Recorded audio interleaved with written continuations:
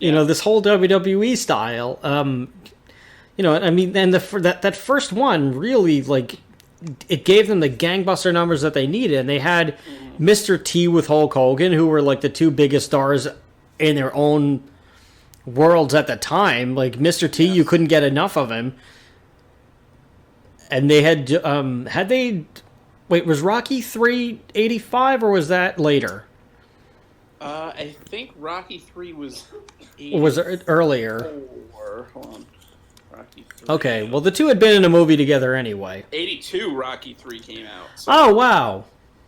So, yeah. So, I mean, you had Mr. T and Hulk Hogan in that. You know, obviously his Thunder Lips. You know. Yep. Muhammad Ali was a special referee. Like, they got everybody they needed. They even got Liberace as the timekeeper, for God's sakes. Yeah. And I think they made him dance with the Rockettes in there. Because, of course, it was in Madison Square Garden. Where else are you going to do it? Well, yeah. But yeah, the attendance for the event. Now, I know WWE likes to inflate their numbers on the attendance, but these may have been real numbers since this was the first time. Since this was the first one, they may have actually been honest.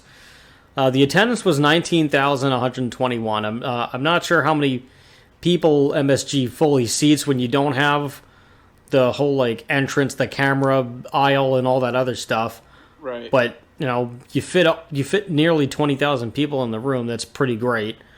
Well, for the 80s, definitely. Yeah, for 85, yeah.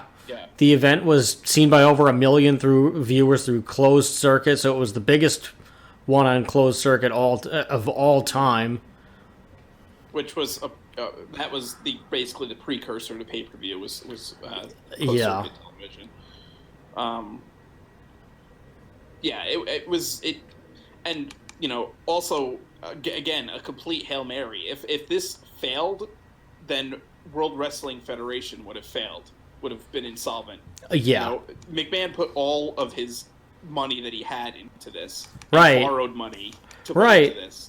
Well, and this would have destroyed World Wrestling Federation and possibly destroyed a good chunk of the wrestling industry. Yeah. And well, I wonder if... I'm sorry, go on.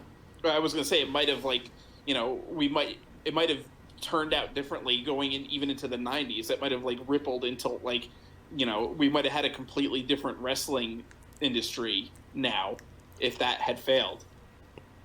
Yep. I wonder if WrestleMania had failed and the then WWF went bankrupt and shut down, I wonder if WCW would have just continued doing what McMahon did and just like cherry picked all the big talents from the territories, or if they would have just left them alone and then the territories would have just gotten their guys back and they would have just been able to go back to the way things were.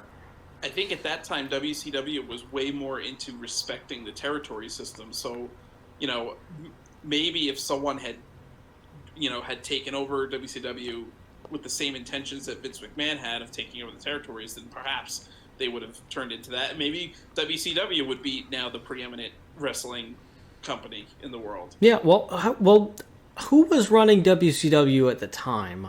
I am not actually sure. It wasn't Ted Turner yet. Ted Turner just owned the Turner Network. He didn't own anything else. Right, and like he owned the Turner.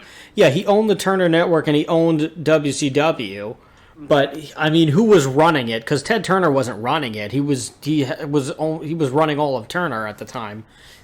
Like WCW was just another program on his lineup. Who was the guy who was in charge of WCW? Let's see.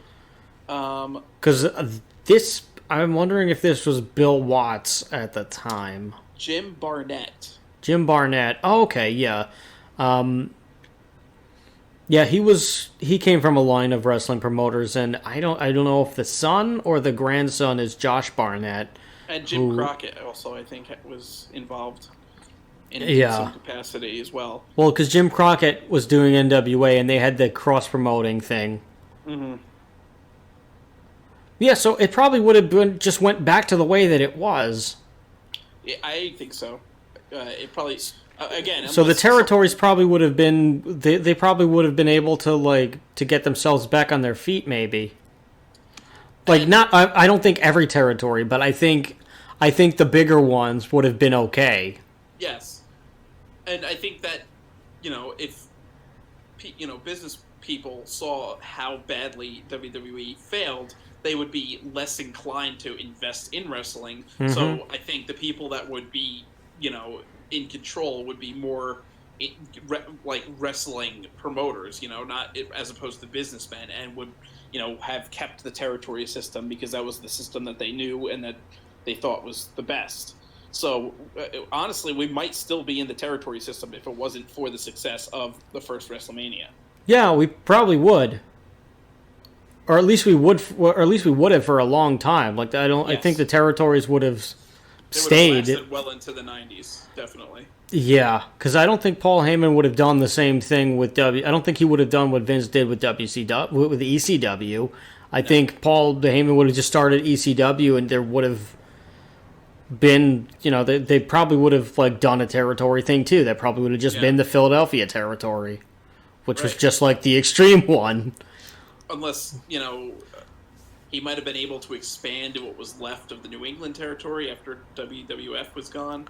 Yeah, that's possible. He could have been the big New York territory. Yeah.